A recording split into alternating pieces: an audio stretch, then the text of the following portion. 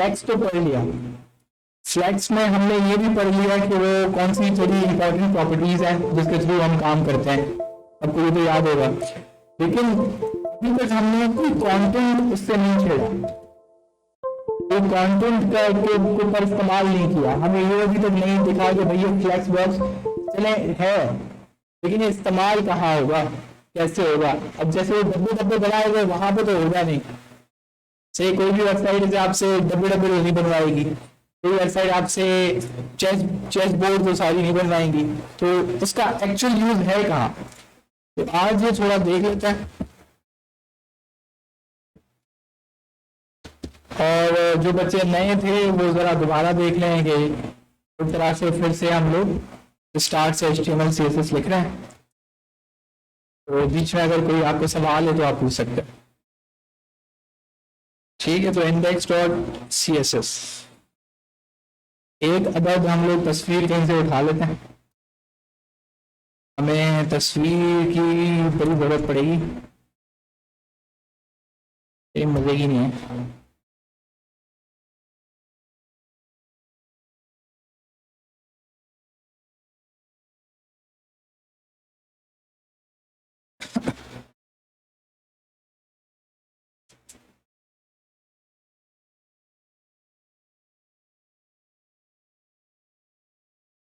बल्कि एक काम करते हैं, यहाँ पे web1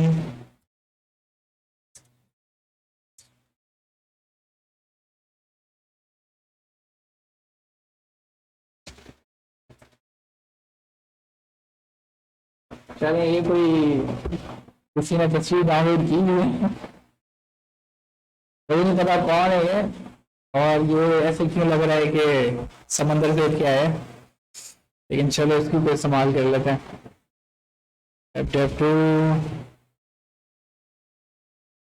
जिसने डाउनलोड किया है उससे पूछना पड़ेगा। JFIF सही है। तो हम सबसे पहले काम करते हैं कि सबसे पहले हम इमेज चेक कर लेते हैं कि भाई हमारी इमेज सही लग रही है कि नहीं। ये JFIF थोड़ा अजीब सा एक्सटेंशन है,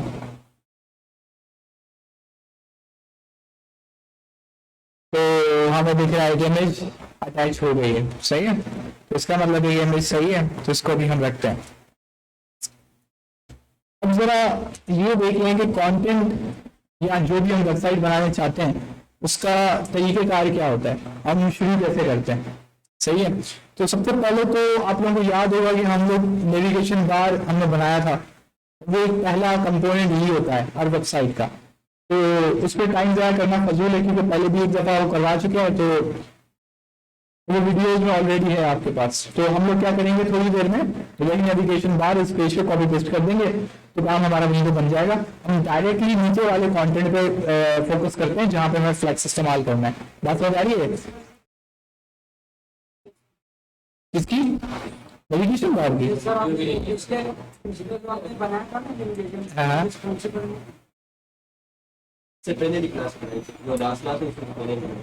पता नहीं मुझे, पता नहीं, मैं देख लेता हूँ, मुझे याद नहीं है, लेकिन चलो उसको देख लेते हैं। नेविगेशन एक दफा हो चुका है, पहले मैं कंटेंट वाला मैं दिखाना चाह रहा हूँ, फिर आखिर में टाइम बचा तो हम दोबारा नेविगेशन बना लेंगे, कितना टाइम लगेगा उसमें। देखिए एक और हरकत भी हो सकती है, लेकिन चलो छोड़ो, लाइन से भी हम डायरेक्टली उठा लेते हैं, कोई मसला नहीं होता उसमें भी। लेकिन चलो, कोई भी वेबसाइट आप जब लिखने जाते हैं तो सबसे पहले आप क्या बनाते हैं, सेक्शन, ठीक है। और सेक्शन को आप कोई ना कोई आईडी दे देते हैं। फॉर एग्जांपल मैं इसको देता हूं क्या, होम, यानी कि मेरा पहला सेक्शन कौन सा है, होम। हम चलते हैं दोबारा इस तरफ, और मैं कौन सी यूनिवर्सल, हमेशा हम लोग सबसे पहले कुछ यूनिवर्सल हमारे टैग्स हैं उसको हम सेट करते हैं, या कुछ यूनिवर्सल प्रॉपर्टीज हैं हम उसको सेट करते हैं। वो कौन कौन सी हैं? सबसे पहले तो मार्जिन 0, उसके बाद हेडिंग 0, तीसरी होती है border box sizing, border box. आज को दिखाते हैं इसका मतलब क्या है, ठीक है। Margin typing, box sizing, border box. Margin typing को आप अच्छे से जानते हैं, ये प्रॉपर्टी आपके लिए थोड़ी सी नई होगी, लेकिन ये अभी आपको समझाते हैं इसका चक्कर क्या है, ये क्यों है। ठीक है, अभी अगर हम दोबारा अपने पेज पे जाएं तो कोई ज्यादा चीज बदली नहीं है, लेकिन हम H1 दे दें ये बताने के लिए कि भाई हेलो हम हैं इधर।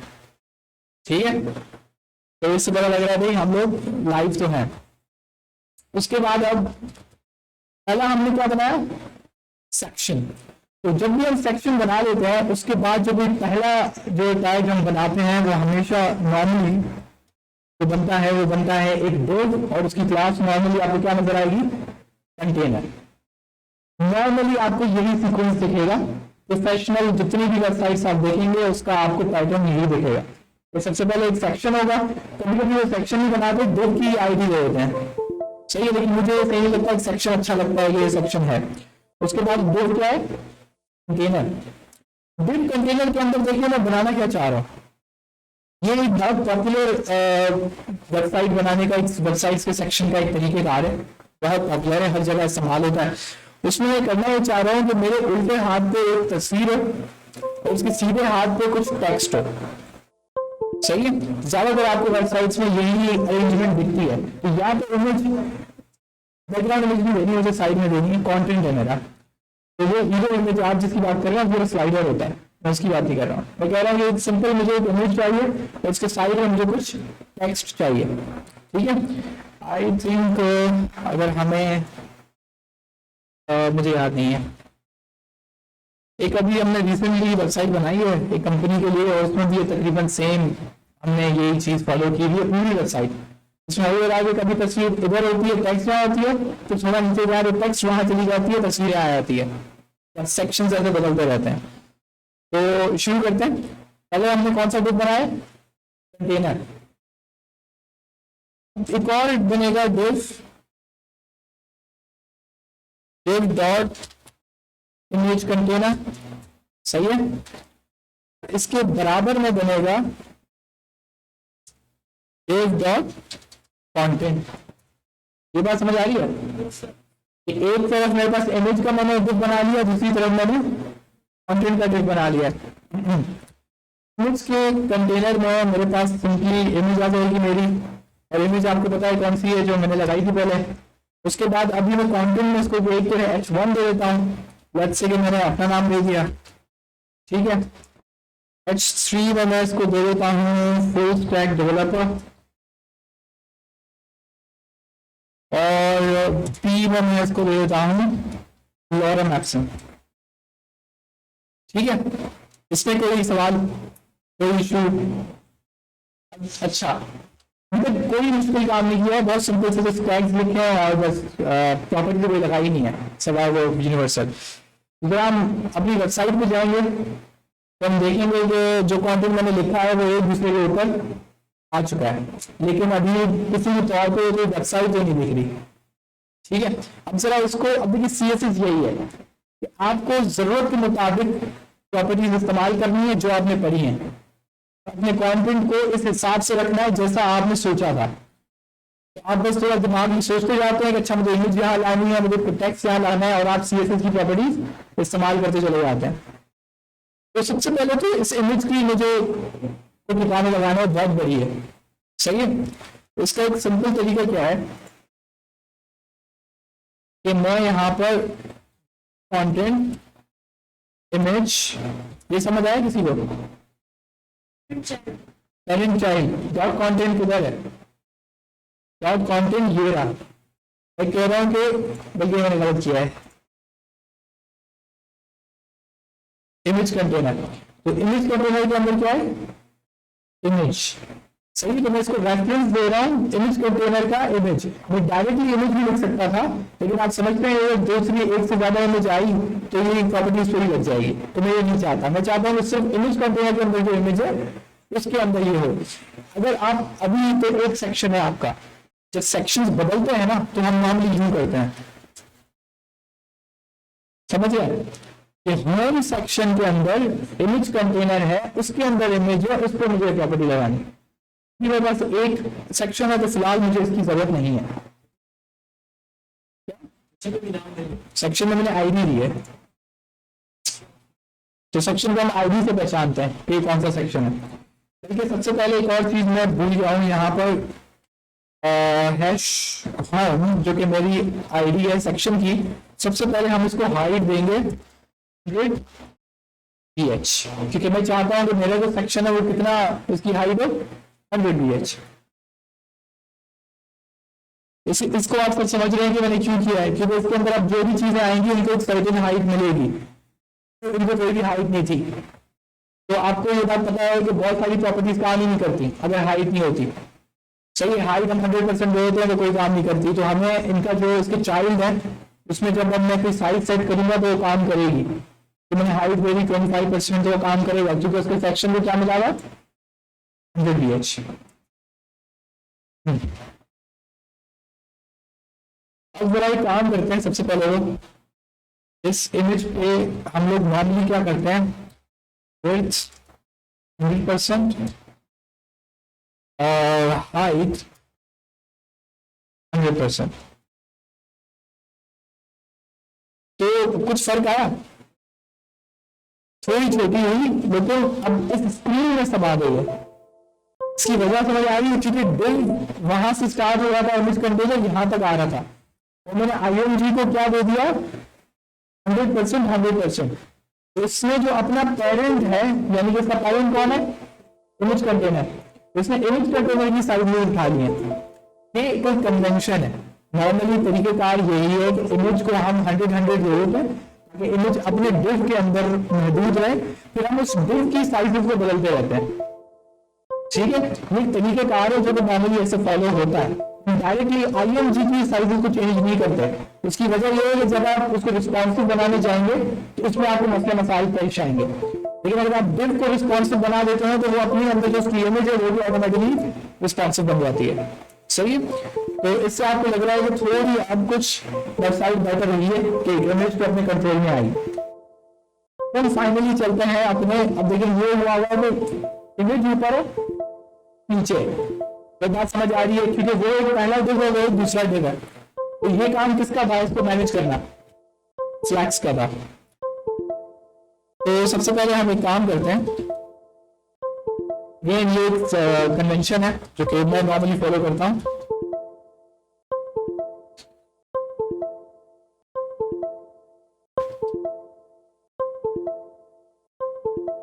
सही है, और इसको हम लोग यहां पे हम कह देते हैं होम सेक्शन एंड्स। ठीक है, अगर आप कोई ऑनलाइन कोई वेबसाइट उठाएंगे, कोई आप ऑनलाइन कोई टेम्पलेट देखेंगे तो भी ये चीजें आपको इसमें दिखती हैं। ठीक है, वो लोग तो इतना भी करते हैं कि हालांकि सबको पता है कि ये यूनिवर्सल है, तो ये आपको फिर भी लिख देते हैं कि यूनिवर्सल प्रॉपर्टीज। ये एक अच्छा तरीकेकार है कि आप अपने जो फ्यूचर डेवलपर्स हैं आप उनको बता रहे हैं कि आपने कहाँ पे क्या चीज की हुई है। तो सबसे जरूरी तो ये है कि आप अपने सेक्शन की जो आपकी प्रॉपर्टीज है ना उसको आप अलहदा कर लें, उसको आप अबव और नीचे कुछ कमेंट दें ताकि वो सारे पेज से अलग आ जाए। उसकी वजह ये है कि यहाँ पर बहुत कचरा होता है, जब आपके पेज बढ़ते चले जाते हैं तो फिर आपको समझ में नहीं आता वो कौन सी प्रॉपर्टीज कहाँ पर है।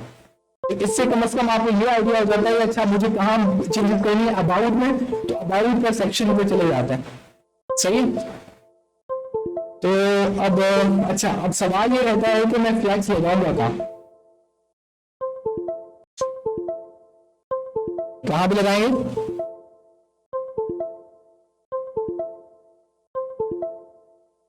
अच्छा, इसको समझने के लिए सबसे आसान तरीका पता क्या है? ये मैंने इसका कंटेंट हाइड कर दिया है, ये सबको कहना आता है। देखिए प्रॉब्लम क्या है कि सबसे पहले समझेंगे हम करना क्या चाहते हैं। हम चाहते हैं कि ये जो इमेज कंटेनर है ये इस लेफ्ट साइड का है और ये जो कंटेंट है कहाँ है, राइट साइड का है। तो हमें इनको इनलाइन करना है, इन दोनों को। जब इन दोनों को इनलाइन करना है तो इनका पेरेंट कौन है? ये जो फ्लैग्स किसमें लगाना चाहिए? कंटेनर पे। तो यहाँ पे मैं सबसे अब देखिए मैं थोड़ा ना वो एक आपकी हेयर आर्की फॉलो कर रहा हूँ। हेयर आर्की का मतलब है कि सबसे पहले मैंने क्या लिख के इसको दिया है, सेक्शन की प्रॉपर्टी। इसके अंदर हालांकि इमेज कंटेनर के नीचे भी मैं लिख सकता था, इसमें कोई गलत नहीं है, आप इमेज कंटेनर के नीचे लिख सकता था, लेकिन मुझे पता है कि इमेज कंटेनर एक चाइल्ड है किसका, कंटेनर का, तो मैं उसको पहले लिख देता। फिर नॉर्मल अगेन कन्वेंशन है जो हम नॉर्मली फॉलो करते हैं जब हम कोड लिखते हैं, सबसे जो पेरेंट है सबसे पहले उसकी प्रॉपर्टी, फिर उसकी चाइल्ड, उसकी चाइल्ड।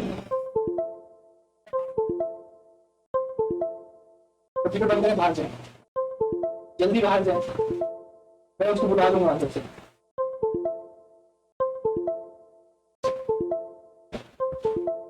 तो इसको हम डॉट कंटेनर को अब हम फ्लैग्स देते हैं। सबसे आसान काम, फ्लैग्स दे दिया। अब हम पीछे गए तो हमारा कंटेंट और हमारी इमेज काफी बेहतर हो गई है। सही है। इसके बहुत सारे तरीके हो सकते हैं। आपके पास फिल है, आप इसको ऐसे भी चला सकते हो। अब आपकी ये क्रिएटिविटी है। सही है कि एक तो ये भी कन्वेंशन है, ये बहुत पॉपुलर कन्वेंशन है कि इमेज फुल पेज पर है, फुल सेक्शन पे है और उसके साइड पे आप काम करें। या एक और एक चीज हो सकती है, वो क्या हो सकता है, एक डॉट इमेज कंटेनर और उसके बाद क्या है डॉट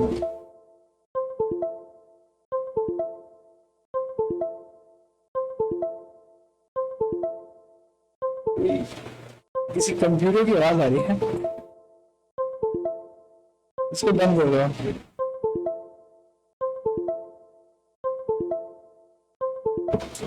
तो डॉट कंटेंट पता नहीं कौन सा,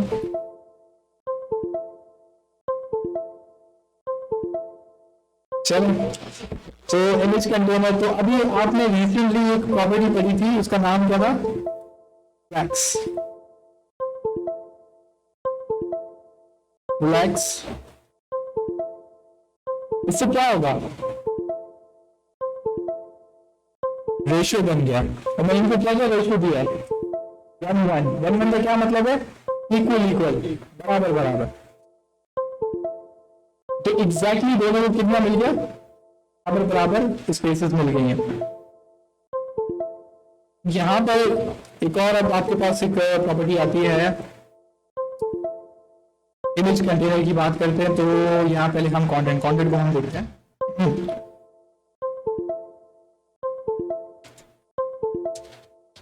लाइन आइटम्स आपने पढ़ा ना, लाइन आइटम्स क्या करता है,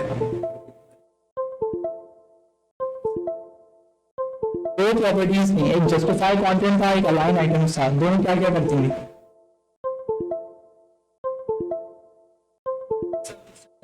एक वर्टिकल करता है और दूसरा हॉरिजॉन्टल करता है। तो वर्टिकल कौन करता है, जस्टिफाई कंटेंट हमेशा हॉरिजॉन्टल करता है। हमें सबसे कॉमन, सबसे ज्यादा इस्तेमाल होने वाला जस्टिफाई कंटेंट है। जस्टिफाई कंटेंट हमेशा कहाँ पे इसको लेवल करेगा, हॉरिजॉन्टली, ठीक है। और अलाइन आइटम्स किसको करेगा, वर्टिकली। तो अलाइन आइटम्स सेंटर में करूंगा तो हमारी टेक्स्ट बीच में आ गई है। सही है। ये अभी चक्कर ये है कि असल ये है, समझ रहे हैं, ये मैंने वो जूम में लिया हुआ था, इसलिए टेक्स्ट आपको बड़ी दिख रही है। असल जो आपकी साइज है ना स्क्रीन की, वो ये है, ठीक है। तो अभी हमारा वर्ड के लिए देख रहे हैं कि ये बराबर हो गया है, इमेज भी हमारी उस तरफ है, वो बिल्कुल सेंटर है, सही है। लेकिन अभी इसको थोड़ा मैनेज करना बाकी है। इमेज कंटेनर है, इसको मैं देता हूँ पैडिंग। हम इसको देते हैं टॉप बॉटम, इसको अभी हम 0 दे रहे हैं और राइट एंड लेफ्ट हम इसको क्या दे रहे हैं, 30 पिक्सल्स। लेकिन अगर फिर भी हम इसको थोड़ा और ज्यादा दें, 30 पिक्सल्स, इमेज का साइज बहुत बड़ा है, तो एक काम कर लेते हैं ना, इसको देख लेते हैं 25%। अब प्रॉब्लम ये हो रहा है कि हर जगह से उसको 25% लाइन आइटम वो उसको हाइट दे रहा है। तो ये इमेज का जो बेसिकली एस्पेक्ट रेशियो है, वो अभी आप देख रहे हैं कि इश्यू कर रहा है। एस्पेक्ट रेशियो क्या होता है कि जो उसकी हाइट और विड्थ का रेशियो, ये एस्पेक्ट रेशियो कहलाता है। तो हर पोजीशन के लिए हम वेबसाइट्स पे नॉर्मली एक सर्टेन साइज डिसाइड करते हैं कि क्योंकि अगर मुझे इसको सेंटर में करना है तो हम कोशिश करेंगे कि वो कौन सी इमेज है, क्यूब हो, यानी उसकी हाइट और वेट बराबर हो। अभी यहाँ से प्रॉब्लम ये होगी जब मैंने उसको बराबर बराबर पैडिंग दी तो मसला ये होगा कि क्योंकि उसकी हाइट और वेट अलग है, उसकी वेट छोटी है, उसकी हाइट ज्यादा है, इस वजह से थोड़ा बहुत मसला कर रही है। तो इसका मतलब है कि आपको ये वाला आप काम नहीं कर सकते। आपको करना ये पड़ेगा कि आप सिंपली करें 100 पिक्सल्स बाय हम लोग बोलते हैं 50 पिक्सल, ठीक है। ये हमारे पास बेसिकली इन शेप इमेज हमारी बहुत बड़ी है, बहुत ज्यादा बड़ी है। तो इसको हम बेसिकली असल में वेट हाइट में इसको भेजा नहीं चाह रहा, वेट हाइट से इसकी जो एक इमेज उसकी जो रिस्पॉन्सिवनेस है, जो फ्लैक्स बॉक्स की रिस्पॉन्सिवनेस है वो खराब हो जाएगा। नहीं वो भी अच्छा ही लगता है, उसका भी मुझे एक और जगह पे काम इसको हैंडल करना अच्छा ही लगता है।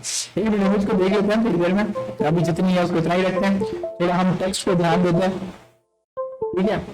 तो एक काम करते हैं कि हम लोग इसको फिलहाल हटाएं तो हमें पता लगे कि अच्छा ये हमारा टोटल अभी सेक्शन बन रहा है। ये सेक्शन जो हमारा बन रहा है ना, ये किसके थ्रू बन रहा है, इस इमेज की। क्योंकि अगर आप इसको देखें तो पेरेंट ये सब मैंने हाइट हटा दी है, इससे पता लग रहा है कि इमेज की जो डायमेंशन है बहुत ज्यादा बड़ी है। लेकिन चलें इसको इस पे चलाते हैं फिलहाल, और एक काम कर लेते हैं यहाँ पर, इस टेक्स्ट को हम लोग थोड़ा सा हैंडल करते हैं। ये हमारा कंटेंट, डॉट कंटेंट h1, इसको हम दे देते हैं लाइन हाइट 20 पिक्सल्स। तो यहाँ पर ये डॉट कंटेंट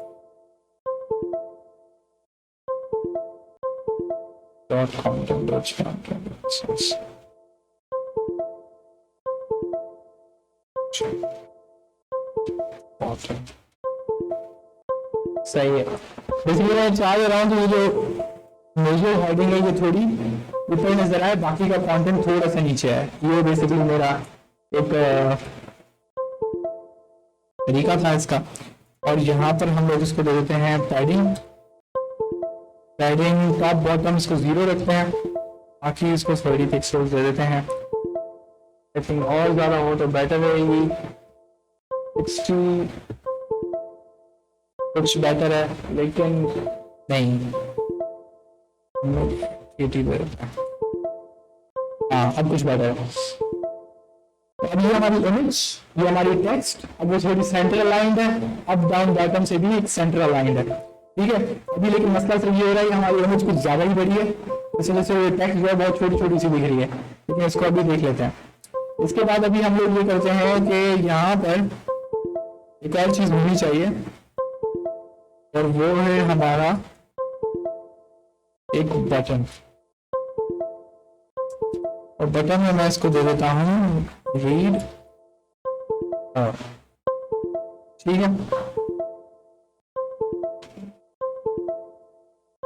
बटन दिख रहा है,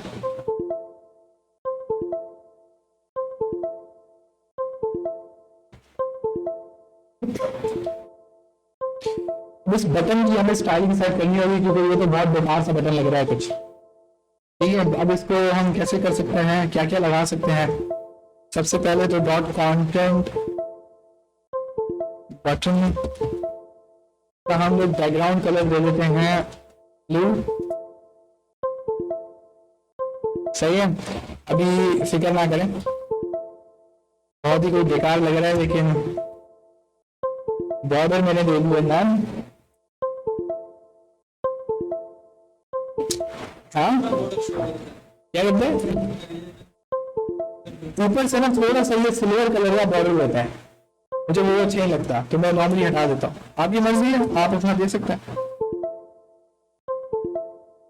तो ये हमारे पास इसका एक कलर आ गया, ठीक है। और क्या इसमें हो सकता है,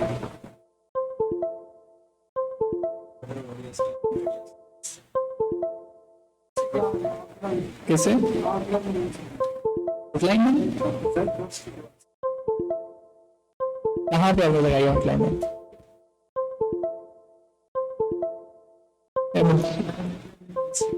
आउटलाइन वन बॉर्डर ही कहीं कोई प्रॉपर्टी होगी। हाँ अच्छा, हाँ अच्छा, हाँ सही है सही है सही। वो इनपुट बॉक्स है भाई, इसको बटन में कहाँ ला रहे हो? वो बटन बटन में ध्यान दो, बटन में ध्यान दो। मुझे ये बताओ इसमें हम क्या और कर सकते हैं? इसको थोड़ा खूबसूरत बनाना है ना, ट्रांजिशन तो बाद में देंगे, अभी तो खूबसूरत बना। मार्जिन चले, हाँ गुड आइडिया। मार्जिन हम दे सकते हैं कि टॉप बॉटम में इसको दे देता हूँ 30 पिक्सल्स और बाकी मैं 20 देता हूँ। हाँ कुछ बेटर है, बेटर है। इसकी लाइटिंग लगा लेते हैं। लाइटिंग कितनी देनी चाहिए? 20px 20px and 10px सही है कुछ? हाँ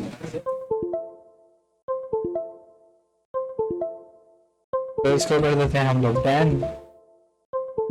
चलिए सही, मुझे लग रहा है सही थी, लेकिन मसला ये ना कि ये आप देख रहे हैं जूम पे, देख रहे हैं? तो अगर अभी हम इसको पुरानी वाली देखें तो ये वाली साइड बेटर नहीं है। हाँ उसको हम देख लेंगे, हैंडल कर लेंगे। तो इसको देखते हैं, नीचे देखते हैं। एक और इस पे काम करते हैं हम लोग, सही शेडो भी हो सकता है। बॉर्डर रेडियस 5 पिक्सल्स, करेक्ट क्या? कुछ कुछ तो लग रहा है, कुछ तो लग रहा है। अभी एक और इसमें मसला है क्या? अभी नहीं नहीं नहीं, ये देखो एक मसला है, ये बटन कोई मुझे पता नहीं लग रहा है बटन है क्या है इसको एक, हाँ कौन है कर्सर पॉइंटर लाएंगे, मुझे लग रहा है हाँ भी बटन है, सही है। और एक और चीज रहती है, ये बटन पे कितनी सारी प्रॉपर्टी लग रही है, लेकिन क्योंकि हमें इसे अच्छा बनाना है तो हम लगाते रहेंगे जब तक वो हमें हमारे लगता नहीं यार हाँ आप कुछ बेटर हुआ है। तो इस पे एक चीज और लग सकती है, बिल्कुल होवर। अब होवर लगाने का इसका बैकग्राउंड कलर का तरीका है, लेकिन आप ब्लू पे क्लिक करें,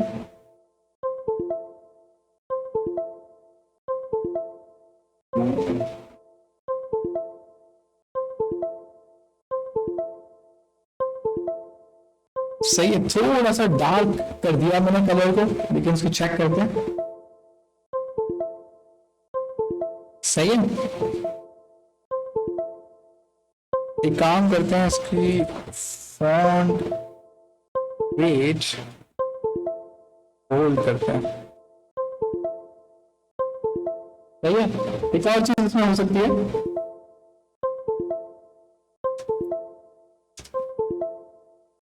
ट्रांजिशन 0.4 सेकेंड्स,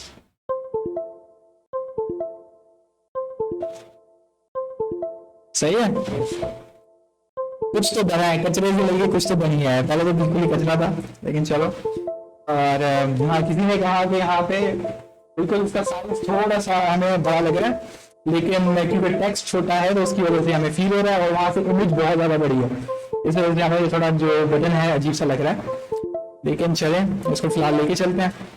कि हमारा जो H1 है इसका हम लोग फॉन्ट साइज सेट करते हैं 3 REM, तो ये कुछ बड़ा हो गया। अब बटन जो है कुछ मुनासिब लग रहा है क्योंकि वो थोड़ा बड़ा हो गया, ठीक है। अब एक और काम करते हैं कि ये जो हमारा H2 है,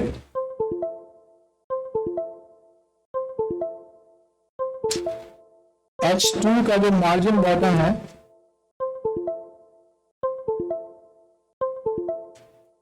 उसको हम थोड़ा सा मार्जिन बॉटम देते हैं ताकि वो थोड़ा बीच में लगे, करेक्ट। और उसके बाद जो हमारा डॉट कंटेंट P है, डॉट कंटेंट P है, इसको हम दे देते हैं टेक्स्ट लाइन जस्टिफाई, सही है।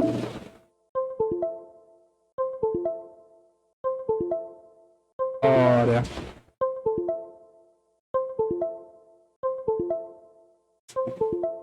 क्या जस्टिफाई अलाइन कर दिया मैंने, ये इस एक लाइन पे आ गया सारा। ठीक है, कुछ ना कुछ आपको लग रहा है यार हुआ है, सही है, कुछ ना कुछ यहाँ पे आपकी फीलिंग है कि यार चलो एक से कुछ ना कुछ तो बना ही है। लेकिन यहाँ पर एक मसला लग रहा है मुझे, मसला ये लग रहा है कि जब हम इसको ज्यादा छोटा करता हुआ जा रहा हूं मैं,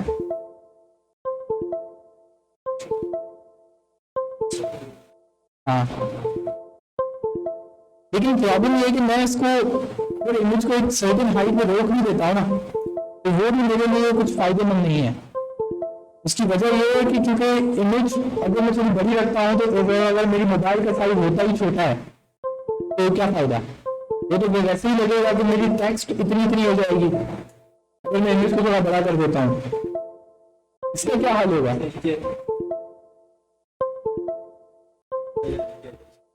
तो इसका एक तरीके का सिंपल ये होगा कि यहाँ पे हम इसको दे दें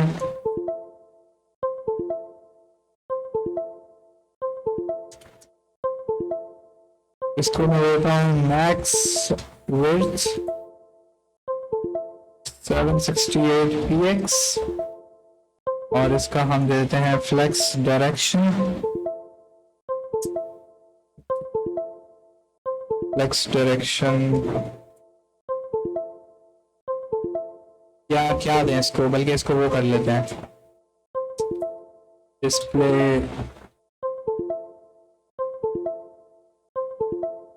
एक मिनट कंटेनर, आप इसको डिस्प्ले लॉक, ठीक है। अब जरा बेटर नहीं है, अब जरा इसकी मूवमेंट देखिएगा, बल्कि ये थोड़ा सा मुझे अजीब लगा कि इसको बदल दो 600 पे, ठीक है, और ये नीचे चला गया। अब ये हमारा मोबाइल वर्जन और ये हमारा डेस्कटॉप एंड टैबलेट वर्जन है, ठीक है। अब हमारी दो वर्जन हो गई है एक ही वेबसाइट की, और दोनों में हम सिर्फ कर क्या रहे हैं कि एक जगह पे हम डिस्प्ले फ्लैक्स कर रहे हैं, एक जगह पे डिस्प्ले फ्लैक्स को हटा के डिस्प्ले ब्लॉक कर दे रहे हैं, ताकि ऐसा मैंने डिस्प्ले ब्लॉक क्यों किया, ताकि बाकी जो प्रॉपर्टीज है वो मेंटेन रहें अपनी जगह पे, जितनी भी स्पेसिंग वगैरह दी गई है वो अपनी जगह पे मौजूद रहे। तो यहाँ पर हमें एक चीज दिख रही है कि काफी बेटर है, ठीक है। और मजे की बात है कि मैं आपको बताऊं कि ये जो काम हुआ हुआ है ये एक्चुअली ऐसे ही होता है, जैसे हमने एक सेक्शन बनाया है, हम ये कर देते हैं कि कोई और सेक्शन में हम इसको उठा के यहाँ कर देंगे टेक्स्ट को, फिर यहाँ पे इमेज आ जाएगी। तो इस तरीके से सिंपली हम, ये बहुत पॉपुलर और बहुत सिंपल कन्वेंशन है जिसको हम चलाते हैं। किसी को इसका इशू है?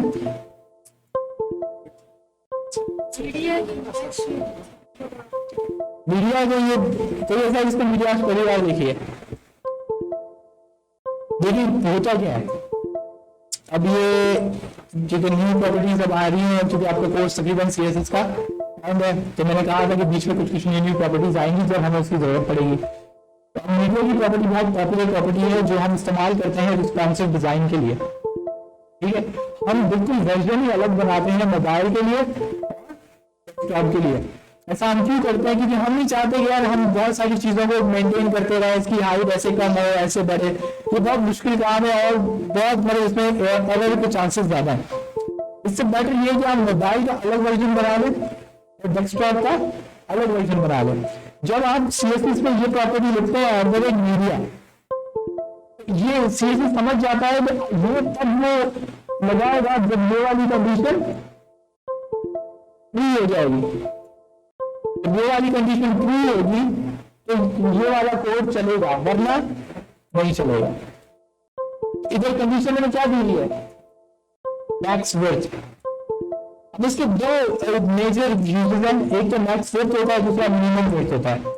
मैक्स विड्थ का क्या मतलब है, ये जब तक विड्थ कहां तक रहे, 600 पिक्सल्स तक। अब ये 600 पिक्सल्स कहां से आ रहा है बेसिकली,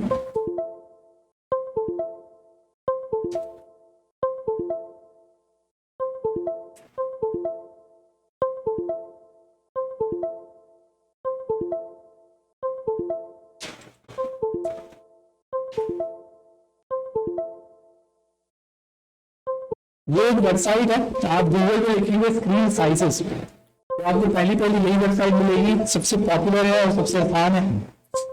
ठीक है, ये क्या करता है कि ये आपको तमाम जो पॉपुलर डिवाइसेस हैं उनकी स्क्रीन की डायमेंशंस आपको दे देता है।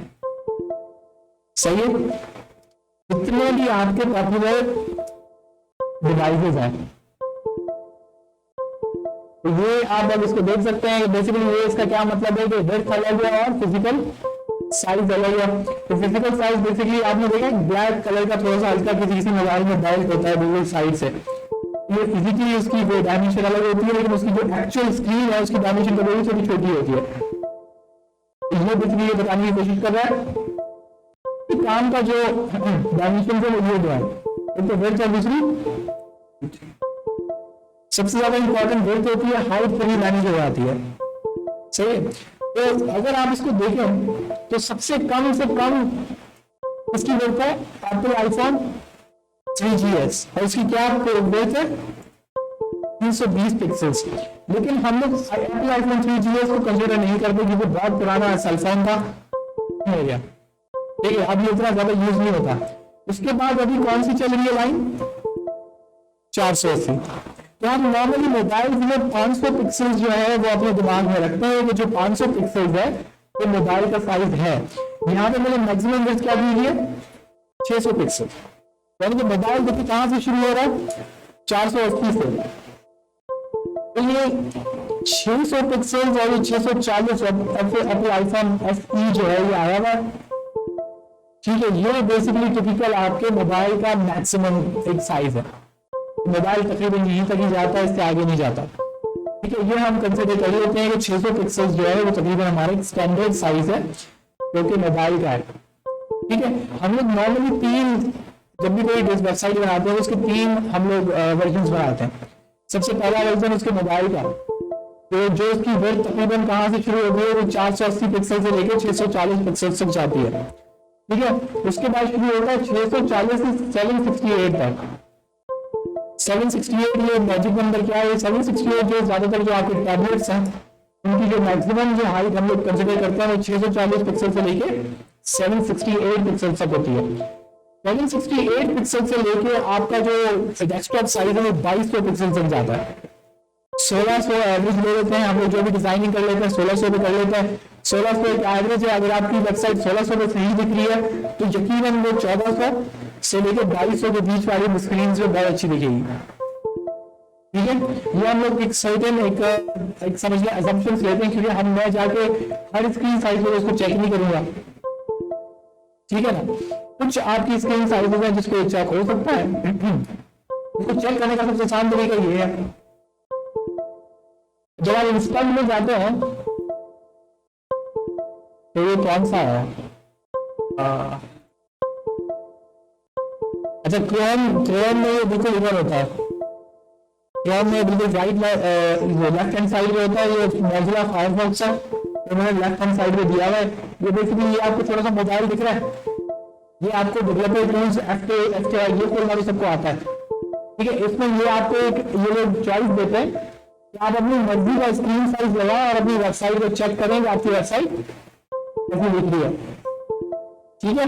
तो ये मैंने कौन सी लगाई हुई है, एक टिपिकल मोबाइल 480 पिक्सल्स, ठीक है। अब एक टिपिकल मोबाइल को देखिए मेरी वेबसाइट कैसी दिख रही है, ठीक है। तो ऐसे हम लोग चेक कर लेते हैं कि ठीक है मेरी हमारी जो वेबसाइट है जो भी हम काम कर रहे हैं वो हमारी रिक्वायर्ड स्क्रीन पे कैसा दिखेगा। तो ये मेरे मुताबिक बहुत जबरदस्त है। इसमें कुछ अब एडिशन वो तो वाली बात है कि आप इसमें जितना काम करेंगे ये तो मेरे 15 मिनट लगा, इसको 3-4 घंटे लगाए जाते हैं एक सेक्शन में, क्योंकि उसके एक एक बिट्स एंड पीसेस को परफेक्ट किया जाता है, उसमें चीजें ऐड की जाती हैं। ये वही है कि भाई जितनी आप चीनी डालोगे उतना मीठा होगा, इसके मुहावरा अलग है लेकिन मुझे यही आता है। तो भाई जितना गुड़ डालोगे उतना मीठा होगा। तो आप ये जितने टाइम लगाएंगे, जितनी मेहनत करेंगे, ये बेटर एंड बेटर होता चला जाएगा। ये अब आपके ऊपर है कि आप इस पर क्या करते हैं। मैंने आपको बहुत जल्दी फ्लेक्स को यूज करने का तरीका बताया है कि ये यूज होता कैसे है इंडस्ट्री स्टैंडर्ड पे, ठीक है। बिल्कुल यही जो आपको डिव बनाने सिखाए हैं। हाँ बस पेरेंट लगेगा फिर सब लग जाएगा। ये जो हमने यूज किया है कि पहले कंटेनर होगा, उसके ऊपर सेक्शन होगा, उसके नीचे दो होंगे, एग्जैक्ट यही कॉन्फ़िगरेशन इस्तेमाल होती है आपके किसी भी इंडस्ट्रियल प्रोजेक्ट में, ठीक है। तो ये कुछ चीजें हैं। अब इसमें जो इस वक्त सबसे चीज एक हो सकती है, जो काम इसकी सबसे ज्यादा हो सकता है, वो है इसकी फॉन्ट। सही है, नॉर्मली इसका फॉन्ट ये नहीं रखा जाएगा। मैं आपको बता देता हूँ कि ये तो बिल्कुल ही नहीं रखा जाएगा। हेडिंग तकरीबन नॉर्मली हम जो हेडिंग होती है, इसको अगर मैं ब्लू रीड देखें कैसा लगता है। ये बैकग्राउंड कलर क्यों दिया मैंने, सॉरी, ब्लू, ठीक है। ये ब्लू हो गया और यहाँ पर हमने गूगल फॉन्ट सबको याद है। अब गूगल फॉन्ट्स में हम लोग आते हैं।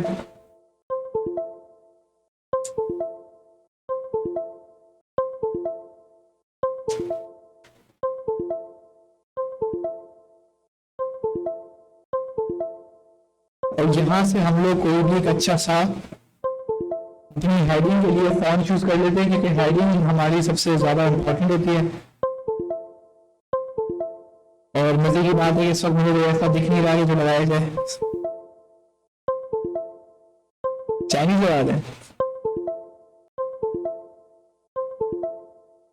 क्या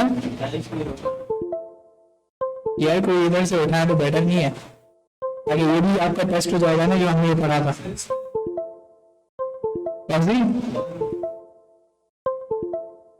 डालू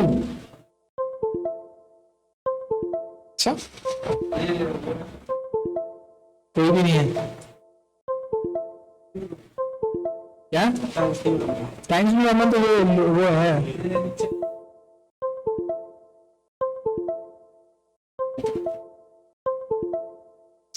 तो असल में ये मुझे तो ऐसी नहीं दिख रही जो हेडिंग के लाइक हो, जो हेडिंग में नॉर्मली यूज की जाती है। चलो ये कुछ कर लेते हैं, ऐसा कुछ कर लेते हैं।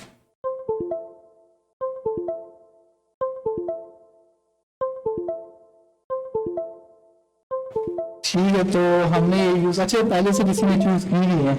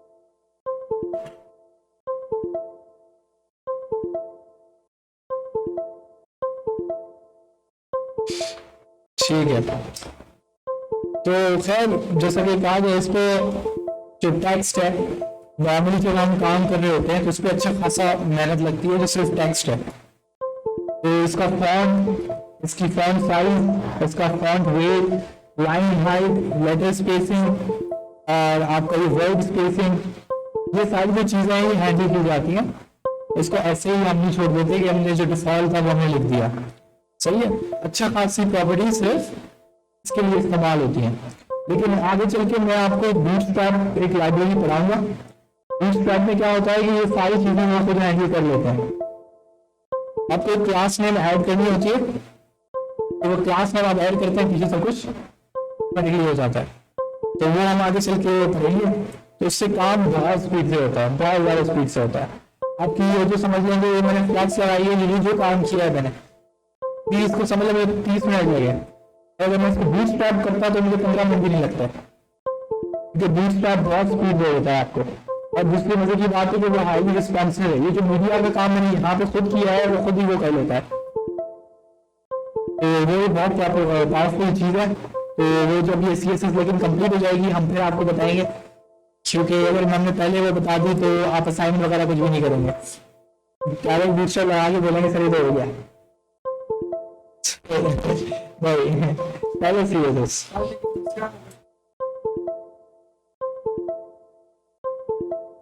नहीं ऐसा नहीं होता, वो बहुत बड़ी कंपनी है और उसका अगर वर्जन चेंज भी हो जाता है तो पुराना वर्जन रहता है, ऐसा नहीं है खत्म हो जाएगा रहता है। तो उसको हम बैकवर्ड कंपैटिबिलिटी कहते हैं। ये रूल होता है कि कोई भी आपकी बड़ी लाइब्रेरी है तो वो कभी भी रिमूव नहीं होती, वो हमेशा रहती है। जैसे आप npm का नाम ऊपर देख रहे थे, npm -1 वर्जन में देख रहा था, कुछ कर रहा था। npm पैकेज मैनेजर है जो सारी लाइब्रेरीज को अपने पास रखता है। ये ओपन सोर्स ऑर्गेनाइजेशन कहलाती है, तो इस पर किसी कंपनी का कंट्रोल नहीं है।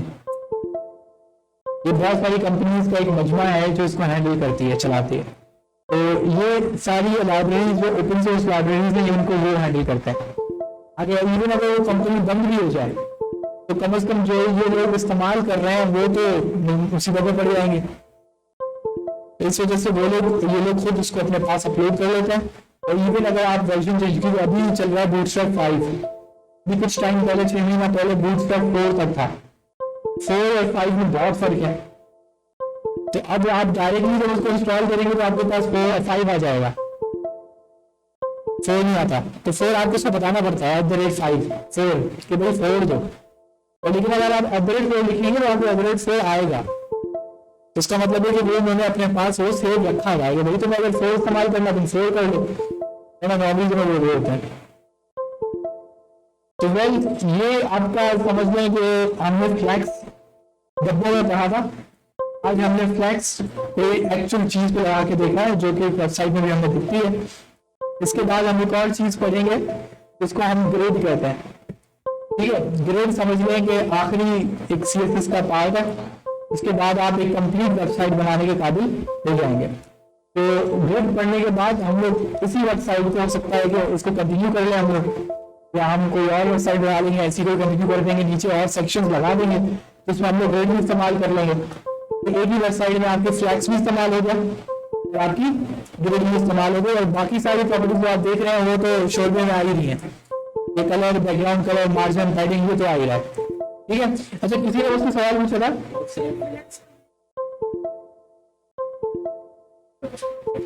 रिस्पॉन्सिव करना और उसको अलाइन करना। अब ये इमेज मेरी लेफ्ट हैंड पर है, मेरी ये टेक्स्ट जो है राइट हैंड साइड पर है। ठीक है, अब ये फ्लैक्स ने की है तो ये रिस्पॉन्सिव है। अगर मैं खुद करता ना फ्लोर वगैरह के जरिए तो उसमें बड़े मसले आते हैं और आपको उसको अच्छा खासा उस पर टाइम लगता है, तो ये फ्लैक्स उसको बहुत आसान कर देता है। ठीक है, और किसी ने मुझे सवाल पूछा था कि ये क्या है। अच्छा मजे की बात है, अभी देखिए हमने ज्यादा कुछ किया ही नहीं है, फिर भी 80 लाइनें हो गई हैं, तो सीएसएस बड़ी लंबी जाती है।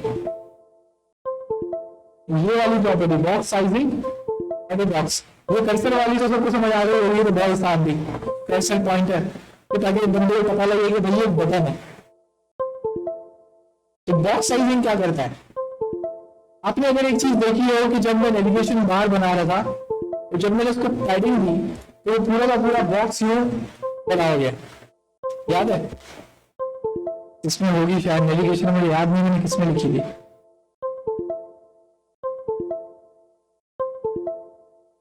Eleven, 12, 5, नहीं भी नहीं, ये भी नहीं, 36, अरे ये, तो ये जो मेरी ये वाली जो फीचर है इसका, ये पूरा बॉक्स आ रहा है, ये बॉक्स किसके थ्रू बना था? पैडिंग के थ्रू बना था। ये बात समझ आ रही है? हाँ, तीन दी हमने। अगर मैं पैडिंग इसमें रिमूव करूं जाके, इसका 26.2 CSS,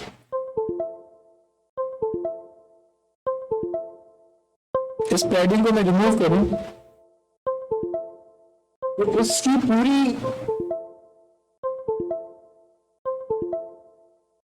पैडिंग क्या कर रहा है, इसकी पूरे इस कंपोनेंट की हाइट एक असाइन कर दे रहा है, एक हाइट दे रहा है।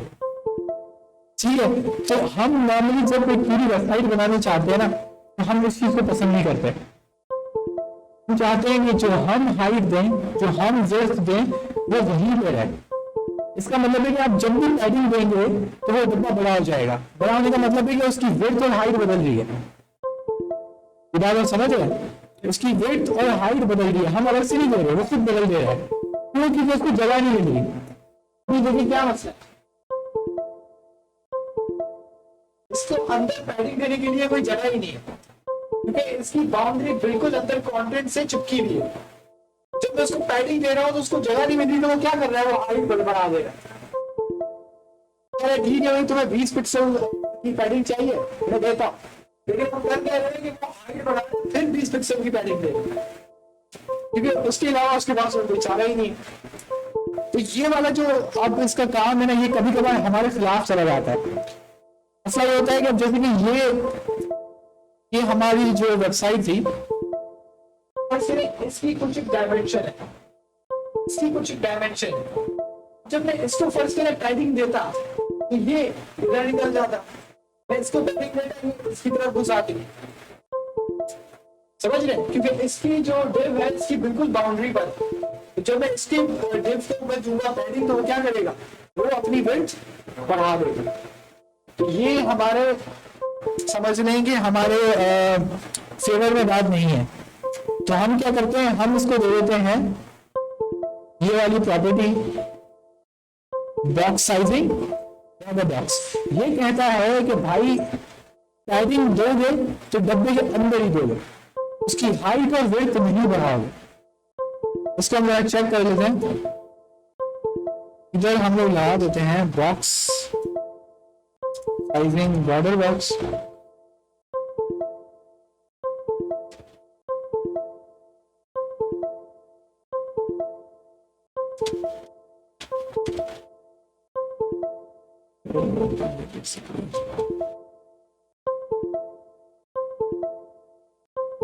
अब यहां पे मसला ये हो रहा है, इसका हमने डिस्प्ले टाइप इनलाइन ब्लॉक दी हुई है, वो खुद एक ब्लॉक है पूरा का पूरा। इस वजह से इसके बाद पैडिंग आ रही है। लेकिन हम लोग एक काम कर सकते हैं इसको देखने के लिए, एक बॉर्डर HTML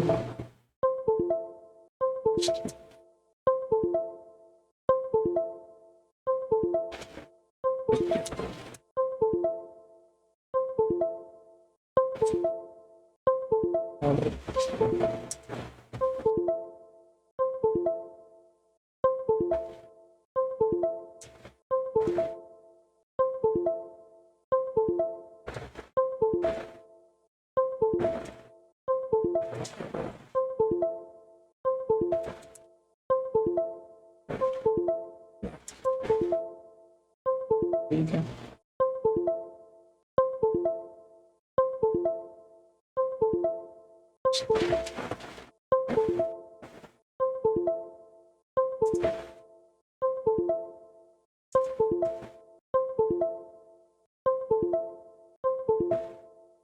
अभी देखिए क्या हुआ है इसके साथ।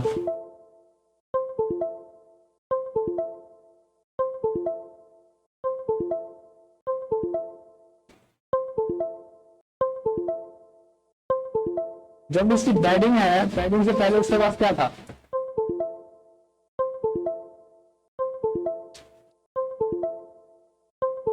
तो इसकी बेसिकली किस चीज में चेंजिंग आ रही है? इसकी पूरी की पूरी हाइट पे।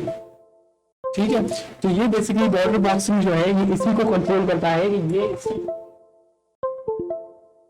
किसी और एलिमेंट को हाइड कर रही है तो वो ना हो, इसके बराबर में है और वो आगे इसकी खींच रहा है। ये उसको क्या कहता है कि अपने अंदर ही इसको दबा दो, उसका साइज छोटा कर दो, बाहर निकलो।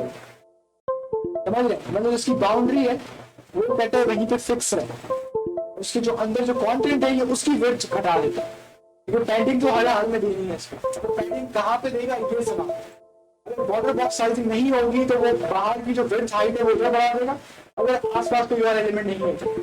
अगर उसका मतलब ये कि आपने प्रॉपर्टी लगा दी है बॉर्डर बॉक्स साइजिंग, तो वो हमेशा इस कंटेंट को फिर कंप्रेस करने की तरफ जाएगा। तो जरा इसको मैं कंप्रेस कर देता हूँ ताकि मैं इसको पैडिंग करूँ। तो बॉर्डर बॉक्स साइजिंग सिंपली आपको ये पैडिंग्स की जो इश्यूज है जिससे आपकी विड्थ हाइट बदलती है। क्योंकि अगर आपको याद हो तो मैंने आपको एक चीज पढ़ाई थी बॉक्स मॉडल। बॉक्स मॉडल में आपके मार्जिन है, पैडिंग है और आपका बॉर्डर है। बॉर्डर और जो आपका पैडिंग है वो बॉक्स के तकरीबन अंदर आता है। बॉर्डर बेसिकली आधा बाहर होता है आधा अंदर होता है, लेकिन आधा उसका साइज अंदर ही आता है। जब आप बॉर्डर में की थिकनेस बढ़ाएंगे ना तो उसकी ऑटोमेटिकली जो विड्थ है वो बढ़ेगी। क्योंकि क्या होगा कि एक एलिमेंट है वो यहाँ से यहाँ तक है 400 पिक्सल्स का, और आपने 3 पिक्सल का बॉर्डर लगा दिया। अब उसकी जो विड्थ है वो 400 पिक्सल नहीं रहेगी, अब उसमें 1.5 इसके बॉर्डर का ऐड हो जाएगा। उसके बाद आपने 3 पिक्सल्स की आपने 10 पिक्सल की आपने पैडिंग दे दी, तो उसकी 4 ये क्या होगी 401.5 जो बेसिकली बॉर्डर आया, उसके अलावा 10 और ऐड हो जाएगी। ये तकरीबन 411 412 पिक्सल इसकी टोटल विड्थ हो जाएगी। तो जो विड्थ में चेंजेस है ना आप बॉर्डर बॉक्स साइजिंग में हम नहीं चाहते। यार टाइम आपका बहुत कम बचा है। एक चीज और आपको बतानी थी,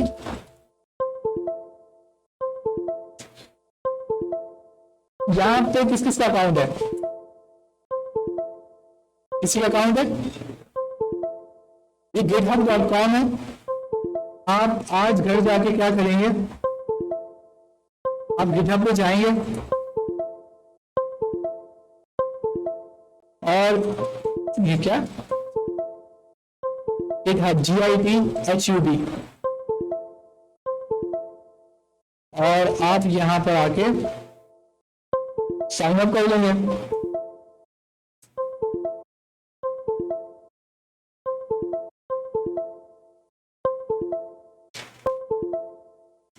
यहाँ पे आपसे क्या मांगता है इंटरव्यू?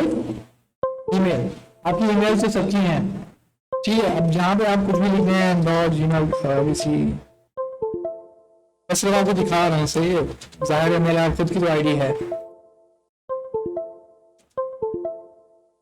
ईमेल इज इनवैलिड और ऑलरेडी टेकन।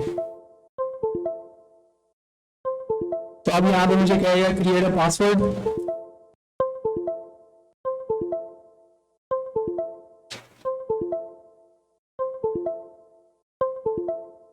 पासवर्ड में भी कॉम्प्रोमाइज, वो कह रहा है कि पासवर्ड हमारे पास ऑलरेडी पड़ा हुआ है। यूजर नेम में मैं ABCD1234 जो भी है। Would you like to receive further updates and announcement via email? आप नो कर दें।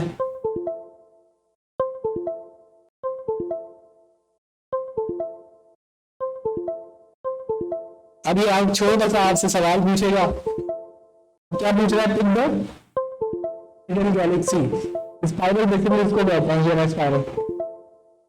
ठीक है, आप इसको क्लिक करें और फिर क्या पूछ रहा है? फिर से स्पाइरल गैलेक्सी, तो ये स्पाइरल है। तो टू रन गेम ओवर।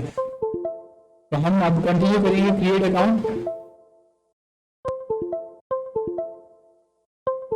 और अब ये कह रहा है कि आपकी मैंने ईमेल एड्रेस पे क्या भेज दिया है, कोड भेज दिया है, और आके यहाँ पर आके वो कोड आप पेस्ट करेंगे तो आपका अकाउंट एक्टिवेट हो जाएगा। सही है? हाँ, अभी आप खुद अपनी ईमेल से कीजिएगा ना, अभी टाइम थोड़ा कम है। तो यहाँ से आपका अकाउंट बन जाएगा। जब आपका अकाउंट बनेगा तो आपको ऐसी स्क्रीन नजर आएगी। सही है, तो खैर ये तो क्योंकि मेरे अकाउंट में बहुत सारी चीजें हैं तो ये आपको नजर आ रहा है, वरना आपको यहाँ पे बिल्कुल खाली नजर आएगा, कुछ भी नहीं नजर आएगा। तो नेक्स्ट क्लास में इंशाल्लाह मैं आप लोगों को यहाँ पर कोड अपलोड करना सिखाऊंगा। यहाँ पे कोड अपलोड किया कैसे जाता है और ये किसके लिए इस्तेमाल होता है। बेसिकली जो आपके डेवलपर्स होते हैं तो ये उनका समझ लें कि फेसबुक है। जो भी आपके डेवलपर है, C++, जावास्क्रिप्ट, पाइथन, जावा, जिस तरह का भी डेवलपर होगा उसका गिटहब पे अकाउंट लाजमी होगा, बिल्कुल लाजमी होगा। आप इंटरनेशनल कोई भी काम करेंगे तो क्लाइंट को आपको कोड देना कैसे दोगे? ड्राइव में सेव करके नहीं दोगे, ठीक है? एक तो उसको तो आप डिप्लॉय करके दे दो, वो वेबसाइट देख लेगा, लेकिन वो तो डिप्लॉय नहीं तो वेबसाइट देख सकता है, उसका कोड तो उसके पास नहीं आया ना। उसका कोड कैसे जाएगा उसके पास? वो जाएगा किसके थ्रू? गिटहब। ये आप लोगों को लाजमी आनी चाहिए। और अगेन ये इस कोर्स का हिस्सा नहीं है, लेकिन फिर भी कंपल्सरी है, तो आप लोगों को ये सब जिसका अकाउंट बना है तो इंशाल्लाह मैं आप लोगों को सिखा दूंगा कि यहाँ पे कोड से अपलोड करना चाहिए।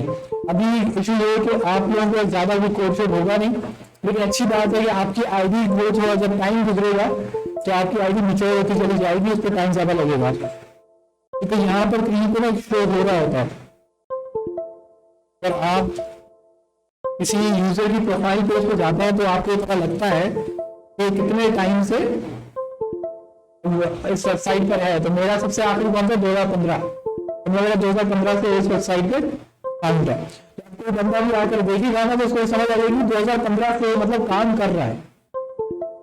तो आप अभी जल्दी जाके अकाउंट बना लो, आपका आपके लिए डेट जो 2022 से स्टार्ट हो जाएगी।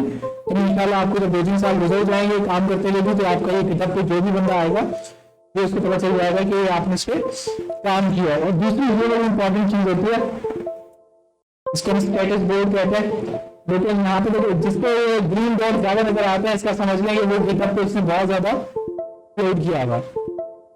ये बेसिकली जिस दिन आप अपलोड करते हैं तो उसकी जगह पर क्या कर देता है? ग्रीन कलर कर देता है। ठीक है, तो ये डिस्ट्रीब्यूशन आपको बताती है कि ये बेसिकली कोई भी आपको क्लाइंट हायर करने आता है तो वो आपसे गिटहब की ज्यादातर आईडी मांगता है, तो ना भी मांगे तो आप उसको दे दो।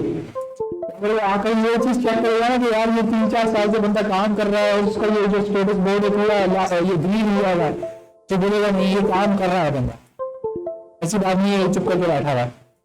समझ रहे हैं? तो इस पे आप जरा इसको बनाइएगा अकाउंट। और कल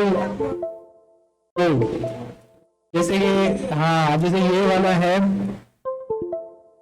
एक्सप्रेस सर्वर, ये देखिए ये मेरा पूरा कोड है, इसका आप लाइव देख भी सकते हैं। index.js ये देखें, आपको ये भी पता लगता है कि ये कोड कब कब चेंज हुआ था। ठीक है, उस पर सारी आपको डेट्स सारी होती हैं कि भाई मेरे कब कब ये इसमें चेंजेस हुई हैं।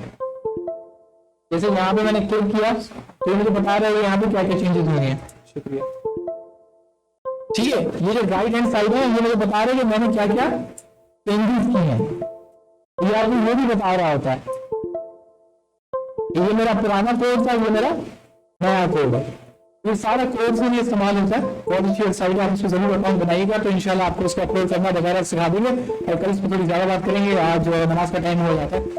तो जमात पढ़ते हैं पहले, क्लास खत्म।